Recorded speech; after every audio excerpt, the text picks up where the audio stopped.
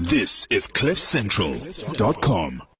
Richard, are we on track with the financial pack for my presentation to the board next week? Well, hopefully. The team's very short-staffed, and it's taking such a long time to find a suitable financial manager for the division. We're way behind on all our forecasts and reporting. Why don't you speak to the finance team? They're a consultancy that can help you with an experienced interim financial manager. You can have somebody to help you almost immediately. They'll hit the ground running with no long-term contracts and no upfront placement fees. Go to thefinanceteam.co.za. Welcome to the Practical Business section of our Business Masterclass. I'm Richard Angus, CEO of the Finance Team, your part-time financial executive solution. Joining me in studio as part of our panel is Safi Boulay of New Habits, Making Shift Happen. Hi, Richard. Also, Leandi Streeter, business coach and guide from Raise Corp. Thank you, Richard. And staying on with us from the previous segment, Greg Serandos and Wendy Mahoney. Thank you guys for joining us. Good to be here. Great. We are now joined by Ziyanda Masiza, if I pronounced that correctly. That's all right. A public speaker, business coach, business consultant, change agent, behavioralist coach, social scientist, and social entrepreneur. Welcome, Z. Hi. Thank you. Wendy, I think Z's trying to rival you with the list of things that she's involved with, if I remember your list from the previous segment. So another overachiever. Yeah. So Z, as a business consultant and coach, has a focus on assisting business in being smarter about the people side of their business. So Z has the saying that I found that I thought was very interesting. She said, you're about provoking thinking, disrupting the status quo, and evoking action. Those were some words that I saw. So Z often talks on the topic of helping people get unstuck. And there's a quote that I saw that said, we're often told to think outside the box. As far as I'm concerned, there is no box, according to Z. So for business leaders, the challenge is to sustainably improve performance in their companies, grow the business, be more competitive, and be more innovative. Now, let's break that down a little bit, Z and Greg and Wendy. Let's talk about what are the key elements a business leader should be considering as in terms of getting sustainable improvement, being able to sustainably improve performance in their business. And I mean, that's a critical part of any business. So what are the key elements that somebody should be thinking about as they want to improve their performance in their business? Z, start us off here and give us some insights in terms of what people should be thinking about. Right. Thank you, Richard. So how we look at it is I'm going to use a business value model that we use, trademarked by Innovate IQ, of which I'm a partner of. So we say, if organizations can look at an organization holistically, so here's the helicopter view that we have. There's business benefits that the organization would like to realize, and they need to be realized through a delighted customer, right? To which people within the organization are servicing or rendering a product to, led by a very effective and transformative leadership team that uses organizational capacity, which is the process, the procedure, and everything we use to do our jobs, but anchored on the strategy of the business. So these things can't be looked at in isolation. In order for us to deliver to the customer and be in touch with what the customer needs, because it shifts every time, we need to look at all these bubbles almost simultaneously. Okay. Focusing mostly on the people, because they are the ones delivering for the customer. And so that link is critical. Yeah. So interestingly, would it also not tie up with what your objective is? In order to bring all of these elements to a head, you need to kind of know what your intention is from the beginning. So what is the objective in order to align these? Absolutely, which is what the strategy would do. So strategy, leadership and culture, organizational capacity, people, customer is delighted. What are our numbers showing us? Or you can even work it backwards, but you must look at them, I think, holistically. You can't just go pick on people without realizing what exactly you're trying to address. Now, in the earlier segment, Wendy, you spoke about the importance of values and value alignment in the innovation space. And what I'm hearing from Z is also an element of almost linking the values and purpose that people act on as leaders, and how that then connects with what the organization is capable of executing on and doing. Wendy, what are your experiences in that space around, let's call it that values, innovation, and outcomes through the people? What's your experience there? What do you think is critical? Sure. That is an absolutely massive topic, and we've only got half an hour, Wendy. And what I'm super passionate about, it's actually my master's research, because of how vital the link is to innovation, and because how topical it is right now with the millennials. And never mind the millennials, your generation that is now, entering the school force. They're very purpose driven. They go into the working world, and it's not just good enough that you pay me a salary. What's my higher purpose? What's my meaning for being here? And this is stumping a lot of people in the workforce because of the fact that all our systems are based on a process era. We are now in a knowledge era. It's a completely different space. So we're now requiring a different type of leader, and the majority of leaders right now, given for a variety of reasons, the generation they're in, not obviously fully understanding the space that we're currently playing in, but it's the exponential age, which means that now leadership needs to call to those values that's a vision or mission for the actual company itself, and drive the business around those values. And there's a fantastic article that Elon Musk recently wrote. I absolutely adore Elon Musk. And he was explaining from a scientific perspective, because values seem so soft in business, and I mean, I've sat around boardroom tables, so I understand people don't actually understand the significance. So he speaks about it scientifically and explains that every human individual in a company is energy. So now, if that energy is fully harnessed towards a common value or goal, then you then have full energy driving towards that value.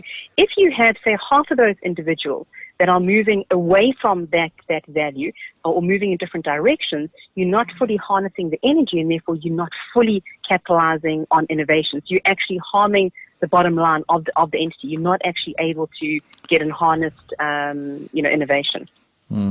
So Z, I mean, talk to us here. I mean, it sounds like what Wendy's suggesting is that, let's call it uncontained engagement that's almost stepping outside of the rule. Let's call it the frameworks of the value set, can become quite, let's call it, self-destructive within the business context. But earlier, I read that statement that you made where you say, this thing of think outside the box. There is no box. I mean, surely there is always a box. Maybe I think of the box differently. I always create the box. In my world, I always say is the values that guide who I am as an individual. So I frame my box based on, these are my value statements, and I'm not prepared to exceed the box, so to speak, on those. So, I'm a firm believer that when it comes to the values box, you play inside the box, because if you don't, well, then what are you? If you haven't defined yourself as from a values perspective. But I think often the world thinks of the box as the rules, so to speak, and I think that's what you're driving at is the ability to think outside of the traditional rule set. I mean, when you make the statement, there is no box, what is the context of that reference? So I think from an organizational perspective, you're right. The values of the organization will drive how that organization says it does what it does, or how it behaves to achieve what it wants to achieve. However, I find that both from my experience and those of the people that I coach and I interact with as a business consultant, that sometimes when we box people into, you can only do A to B, you can't go C, D, E, we stifle innovation. So I agree with the other speaker that said, you know what, the manner in which we lead now has completely shifted. And therefore, for me, then that means there's no box. Let's explore it openly and see what would work within the framework of the values of the business and my personal values and my mental model. So currently, we're looking for leadership in organizations that has clarity on who they are how they feel about people and why, and are aware of the external environment within which they exist, but also very sensitive to the internal environment within which they operate, right? So you can't box that, because to her point, multi-generational teams are here now. So there's baby boomers in the system, there's X, Y, and there's Z that just entered the labor market. So you can't then box how you lead. Even leadership styles have shifted now. I must just tell you this. I'm very interested. I want to know, this is just totally off the wall here, what's happening after Z? We've got Generation X, Generation Y, and Generation Z. Okay. We're going to start again. Then what, people? Yeah, but besides that. Yeah. But and I also want to now just quickly ask you, so you made the comment about the box, and then you also talk about people getting unstuck. And I'm hearing a little bit of, perhaps if I've interpreted your unstuck elements, perhaps, unstuck from the traditionalist type of approach, where, it's the rule-based almost system and the production-orientated way work is ruled, and I guess you always have this risk in the workplace of saying, well, adjust your mental model. And I always used to think to myself, be careful how much adjustment happens here, because, you've still, and we have our ethics show where we talk about, how people have almost lost those natural boundaries of where things are at. And I mean, we just have to look at the paper or the News 24 every other day, and our friends with the Gupta leaks, the gift that keeps on giving. It's a season of giving. I mean, it just amazes me how those boundaries that should be in place have shifted away. And in that case, I'd say that some stuff has come unstuck, but not in a good way, so to speak. How do you make sure that you're getting the right stuff to happen as opposed to the wrong stuff to happen? I mean, there's the contrast. Yeah. So I think my view is that, or rather our approach is to use the inside out, outside in approach. So if a human being, this is my view, has their own personal values, and they've determined that their own personal values actually do align with the organizational personal values, even if not 100%.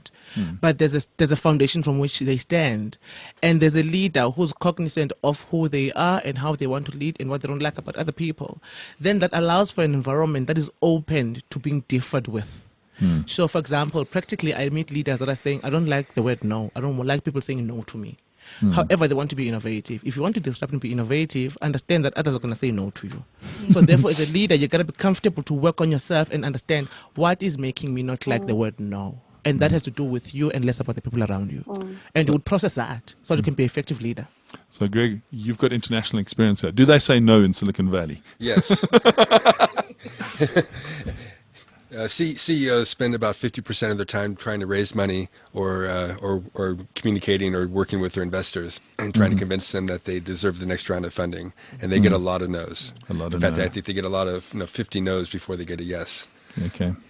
But we're used to it as Americans. We relish failure and rejection, and it gives us kind of energy just to keep going. Well, I mean, on your earlier stat of 13% is the success rate. I mean, translated that, and it's interesting that it's a little bit of a social element that I observe, is that when we get into the South African context, I mean, if I was to say to you that we have a 13% pass rate on innovative entrepreneurs, okay, I mean, you'd look at me and go like, that's just not acceptable. It's a disaster. Yes. Yeah, in the world of, let me call it the South African achievement orientation.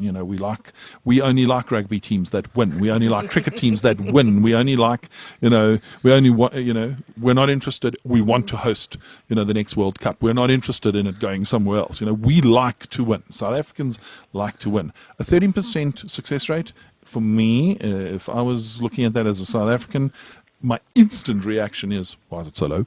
How are we going to get it up? Make it happen, get it sorted. So I think we as a nation, we have this achievement orientation to want to make things better and make it work. I think that's a real Z's point of, almost a cultural space of people not being able to accept a no and kind of figure out what to do next. I mean, it's like almost like a little bit of a fear of rejection kind of thing. So that's a skill set that we have to learn in this country, that, when somebody says no with good reason, it's then a case of go back, rethink what you're doing and what you're asking for, and kind of innovate a better solution, because the no came from, let's call it try 1 or try 2 or try 3. You may have to innovate this thing 30 or 40 times before you get the yes. And that also comes back And to... there's a saying, sorry, No, Yes, go go for ahead. it, Wendy. there's a saying that if you're not failing, you're not innovating. Right.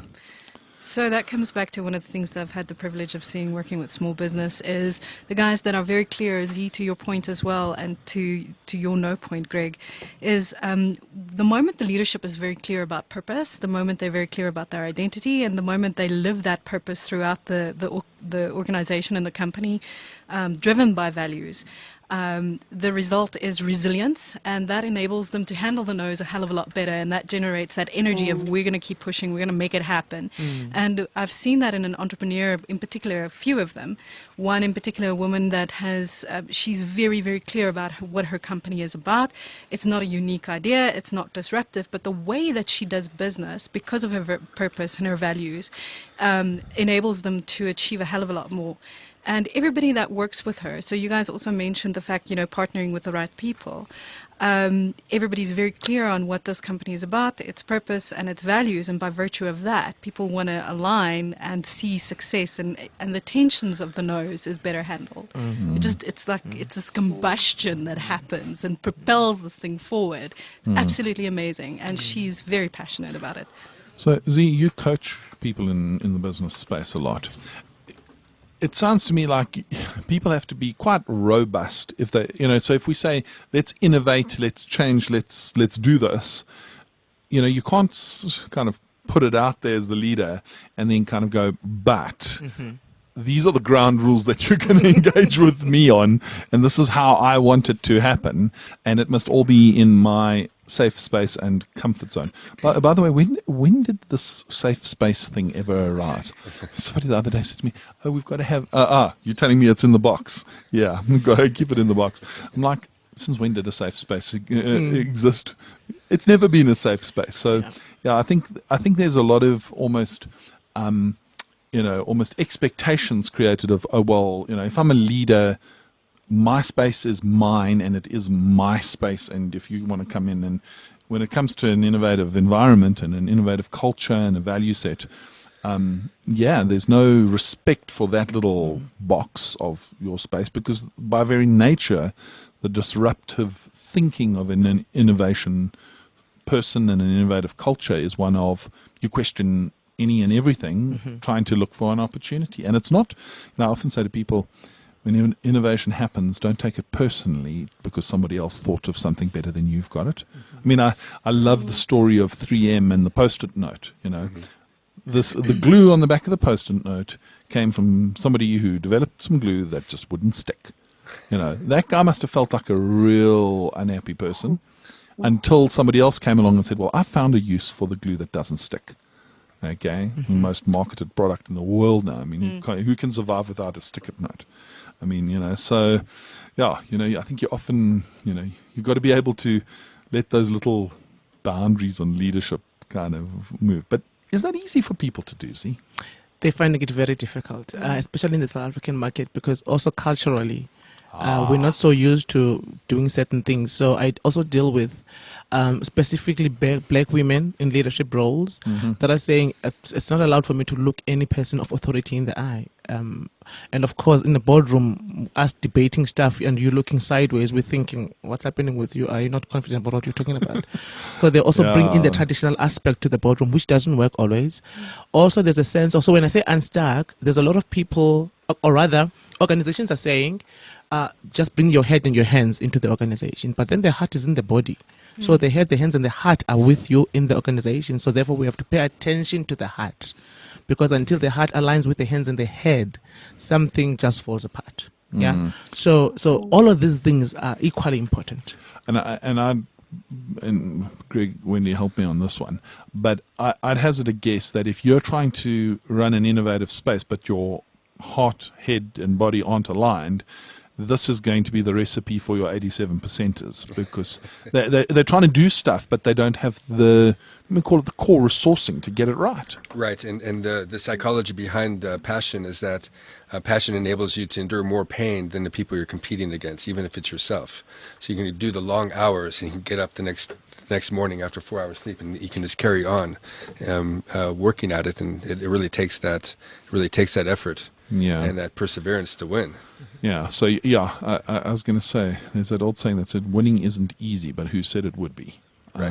And I think we allow ourselves to get into the space of, oh, well, I've got this waxed. This is going to be easy.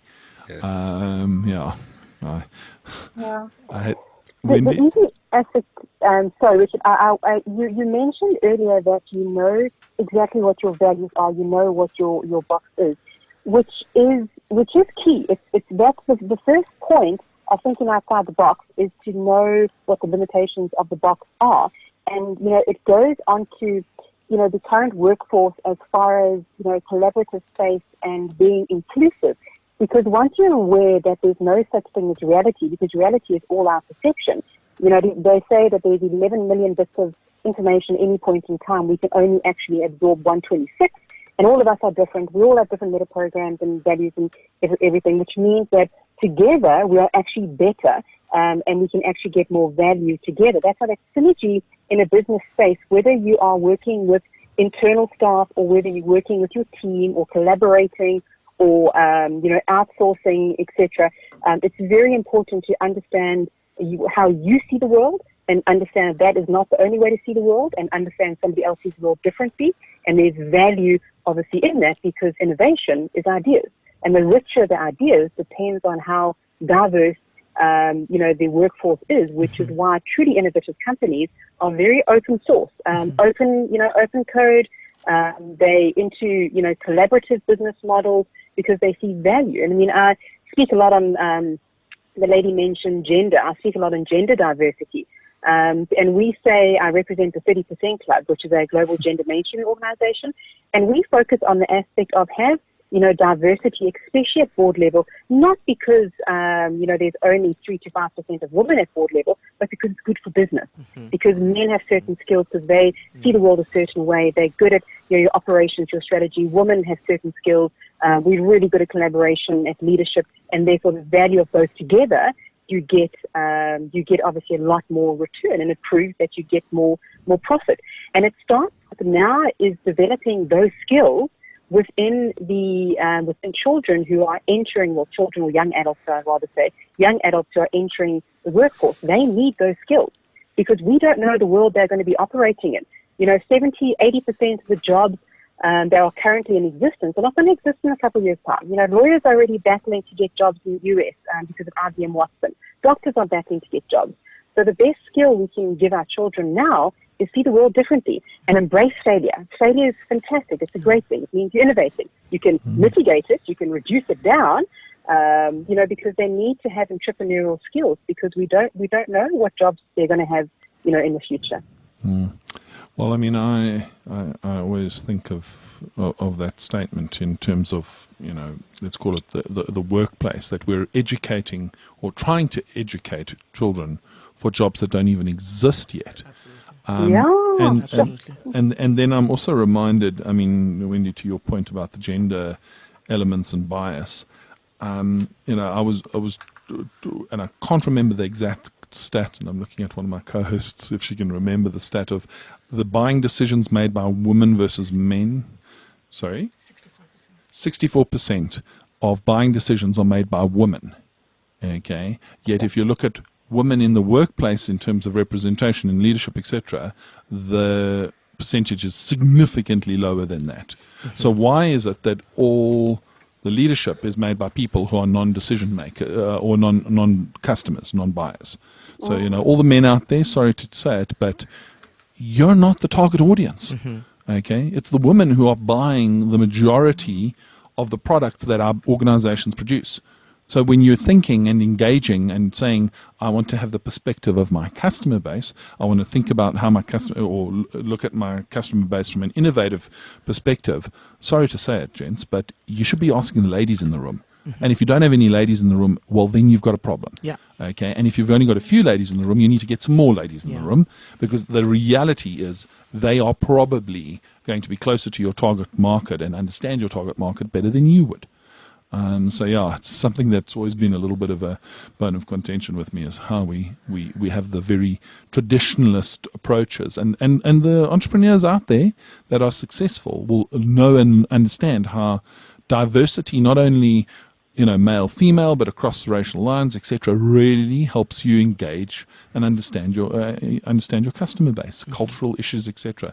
And in a land as diverse as South Africa, you cannot sit at that boardroom table or innovating in a garage and think you understand the customer base if you just don't interact with these people. I mean, it's a huge, huge challenge that every business faces.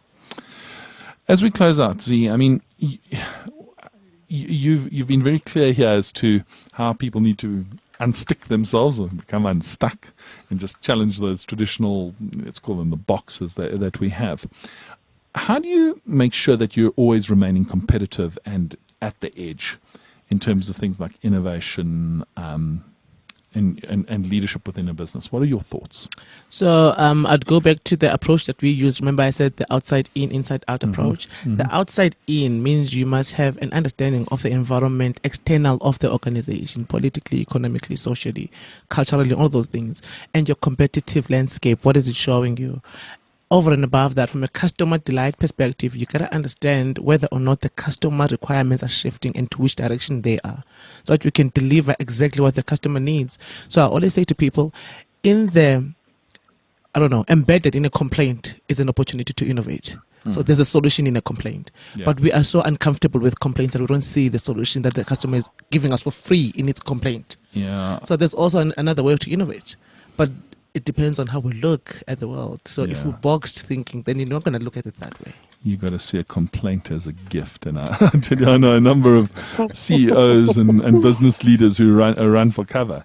It's interesting. In closing, I'll just share this. I remember Robert Townsend, one of the ex-CEOs of Avis, made it a rule that every single leader in the business, from board level down, had to spend one day in the year serving customers. He said it was amazing to watch senior executives bolt from the customer front end at JFK when things got a little bit hairy with customers. So from a complaint perspective. So yeah, an interesting perspective like that. Okay, great. Z, thank you very much for your time. We appreciate your insights. Thank you for having me. Greg and Wendy, thank you for staying on with us. It's really been insightful. And to my co-hosts, thanks for your time. Next up, the Youth Leadership Platform. Stay with us. This is CliffCentral.com.